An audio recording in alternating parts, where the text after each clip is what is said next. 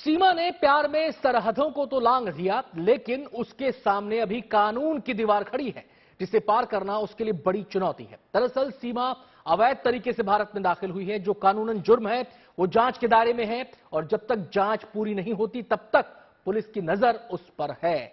हमारा चौथा सवाल ये रहा आपके सामने, और हमारा सवाल है, क्या सीमा सचिन की प्रेम कहानी का अंत इकरा मुलायम जैसा होगा? इस पबजी वाली प्रेम कथा ने लूडो वाली लव स्टोरी की यादें ताजा कर दी है। यह लव स्टोरी थी पाकिस्तान की इकरा और भारत के मुलायम की। उन दोनों ने नेपाल में शादी रचा ली थी, लेकिन जब इकरा की भनक पुलिस को लगी तो कानून ने अपना काम किया और इकरा को पाकिस्तान डिपोर्ट कर दिया गया।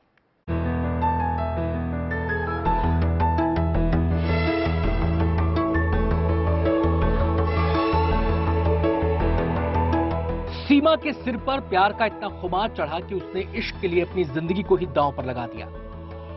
सीमा प्यार के लिए सरहद पार करके अपनी मंजिल तक पहुंच गई, लेकिन सरहद पार वाला प्यार कब तक बरकरार रहेगा, ये देखने वाली बात होगी।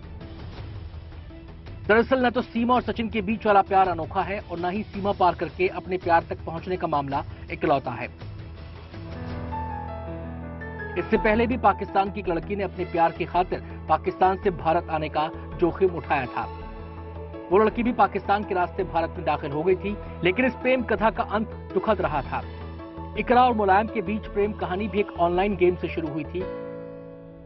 2020 में पाकिस्तान के हैदराबाद में रहने वाली 19 साल की इकरा की ऑनलाइन लूडो के दौरान यूपी के मुलायम सिंह यादव नाम के युवक से दोस्ती हो गई। जल्द ही दोस्ती प्यार में बदल गई और दोनों एक दूसरे के साथ जीने मरने की कस्में खाने लगे। इसके बाद इकरा ने सीमा की तरह ही कुछ पैसे इकट्ठे किए और नेपाल पहुंच गई। नेपाल में उसे मुलायम मिला और उसे लेकर वो नेपाल के रास्ते भारत आ गया।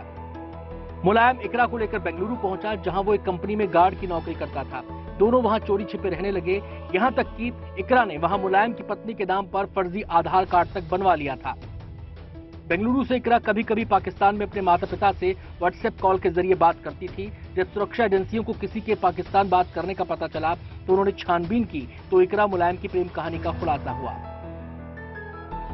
मामले के सामने आने के बाद इकरा ने सीमा की तरह ही सरकार से गुहार लगाई कि उसे भारत में रहने दिया जाए, लेकिन इकरा को वापस पाकिस्तान डिपोर्ट कर दिया गया।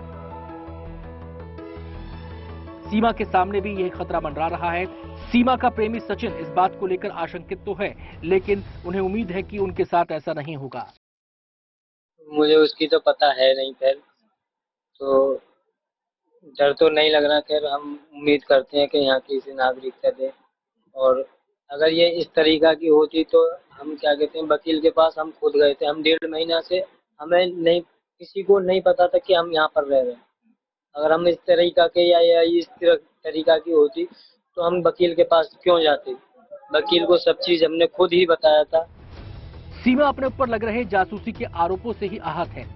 सीमा का दावा है कि अगर उनके दस्तावेज में कमी निकलती तो उन्हें अब तक गिरफ्तार कर लिया गया होता। जब सच्चाई सामने आएगी तो फिर ये आप बात करेंगे। ऐसा कुछ है नहीं, क्योंकि अपनी बेटियों के साथ हूँ, मेरी मासूम बेटियां हैं, मेरा बेटा है। ऐसा होता तो मैं अकेली ही आती, शायद पहली बार में जब आई तभी आती। अगर यहाँ ऐसा होता तो मैं खुद चल के वकील के पास नहीं जाती। 5वीं पास होने के बाद भी सीमा का बेधड़क अंदाज लोगों को चौंका रहा है। उसकी फर्राटेदार हिंदी से लोगों को संदेह हो रहा है, लेकिन सीमा इन सभी शक शुबों से बेअसर पूरे कॉन्फिडेंस के साथ सवालों के जवाब दे रही है। बिल्कुल चला लेती हूँ, आजकल हर कोई चला लेता है। जो नहीं भी पढ़ा, बिल्कुल नहीं पढ़ा लिखा, वो भी चला लेता है। जिनकी 0 एजुकेशन है, क्या वो लोग नहीं चलाते? इंग्लिश की बात करें, इंग्लिश की बात करें तो इजी शब्द ही आते हैं ज्यादा। एक साथ में इंग्लिश तो कभी बोल ही नहीं सकती। और कंप्यूटर, कभी लोग कहें कंप्यूटर में कभी टच भी ना करा कि कंप्यूटर ओपन कैसे होता है। सीमा जोर लगाकर पाकिस्तान से हिंदुस्तान पहुंच गई, और अब पबजी वाले जोड़े ने पूरा जोर लगा दिया है कि उसे यहां सचिन के साथ रहने की अनुमति मिल जाए। ग्रेटर नोएडा से अरुण त्यागी के साथ bureau report, good news today.